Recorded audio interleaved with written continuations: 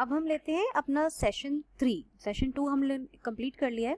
Session 3 है apply measures to overcome barriers in communication.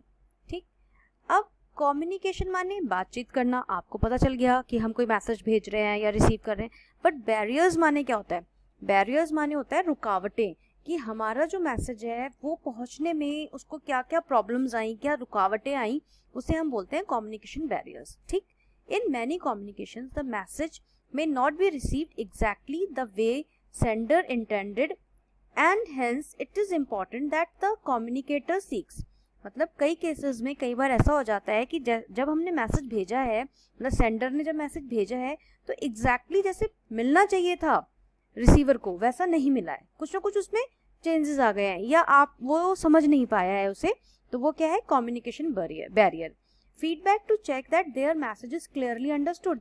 तो अब फीडबैक जब भी तो चाहिए होता है ना हमें, कि उसको जो हमने मैसेज भेजा वो उसे क्लियरली समझ में आया या नहीं आया, तो उसके लिए हमें फीडबैक चाहिए होता है, जो अभी हमने लास्ट डिस्कस किया है। ठीक, अब some common barriers to effective communication include, कि क्या क्या बैरियर्स हो सकते हैं वो हमें देखना है। The use of jargon could be over complicated or use unfamiliar terms, यानी कि अगर हम कोई वर्ड्स लिख रहे हैं या कुछ भी हम अपने मैसेज में भेज रहे हैं तो वो इतने अनफैमिलियर या इतना कॉम्प्लिकेटेड होते हैं कि लोगों को वो क्लियर ही नहीं हो रहे हैं। तो सबसे ज़्यादा तो आपका यही एक इम्पॉर्टेंट पॉइंट होता है कि आपको समझ में ना आए कि जैसे हम उन लोगों को भेज रहे हैं तो हम उस तरह की लैंग्वेज में भेजें जो वो ईजिली उन्हें समझ पाएँ। ठीक, बहुत ज़्यादा कॉम्प्लिकेटेड ना बना दें हम अपने मैसेज को।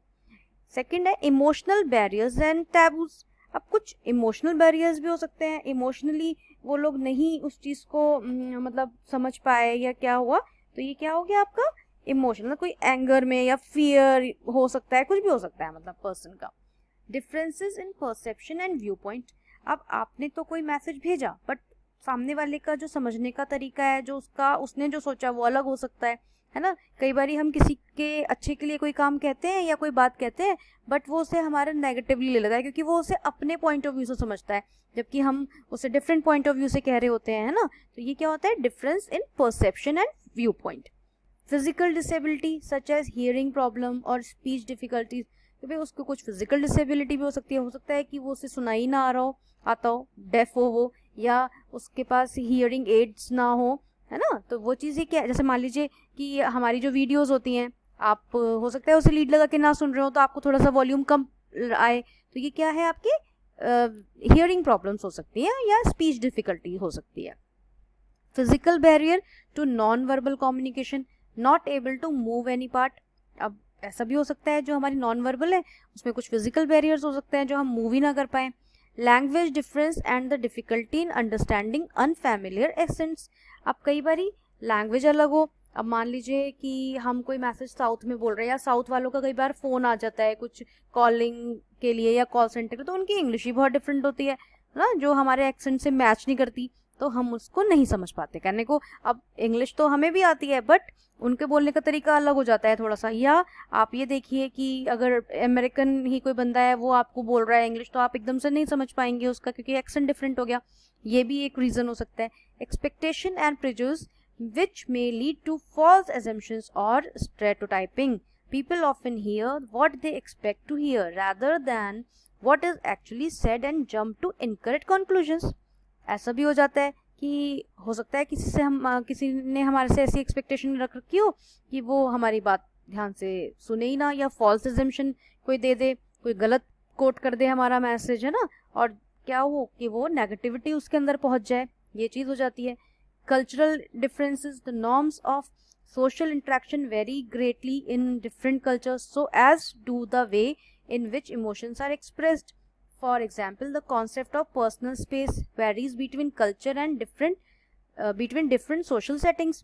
अब हर किसी के अपने कल्चर भी अलग अलग हो सकता है, तो कल्चरल बैरियर्स भी आ गए कि भाई उनका जो वर्ड्स है या सिंबल्स है या उनका एक्शन है वो डिफरेंट हो, मतलब हम उन्हें ना समझ पाए या कुछ भी हो सकता है उसके अंदर ना, ये चीज़ें। ठीक है, तो ये क्या है आपका डिफरेंसेस हैं। अब नेक्स्ट हमारा आता है ओवरकमिंग बैरियर्स, कि हम इन बैरियर्स जो चलो हैं उनको कैसे ख़त्म करें, उनसे ओवरकम कैसे, उनसे बाहर कैसे निकले। तो सबसे पहला क्या है, एक्टिव लिसनिंग, कि भाई कोई भी आपको कुछ भी बता रहा है तो आप उसे ध्यान लगा के सुनिए।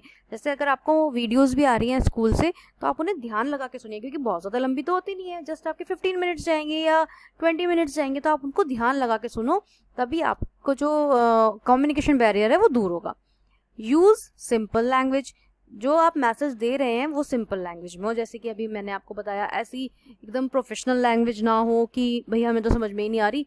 तो हम क्या कर सकते हैं, जैसे कि आमतौर पर डॉक्टर्स या आपका जो लॉयर्स होते हैं वो इस तरह की ही लेटर में अपनी लैंग्वेज यूज़ करते हैं, बट वो उनका प्रोफेशनल है ना। सिंपल लैंग्वेज में ही यूज़ करना चाहिए अगर हम नॉर्मल लोगों के साथ कम्युनिकेट कर रहे हैं तो।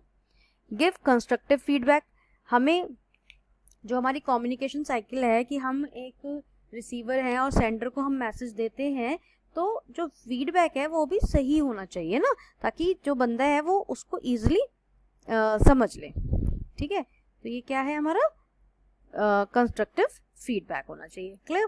तो होपफुली आपको ये समझ में आ गया होगा। हमारा जो सेशन ये वाला हमने स्टार्ट किया था ये भी कंप्लीट हो गया है। अब नेक्स्ट सेशन रहेगा हमारा अप्लाई प्रिंसिपल्स ऑफ कम्युनिकेशन का, जो हम पढ़ेंगे, और उसके साथ ही फिर हमारी ये यूनिट 1 जो थी ये फिनिश हो जाएगी। ठीक, इस वीडियो को हम यही क्लोज करते हैं। Thank you so much.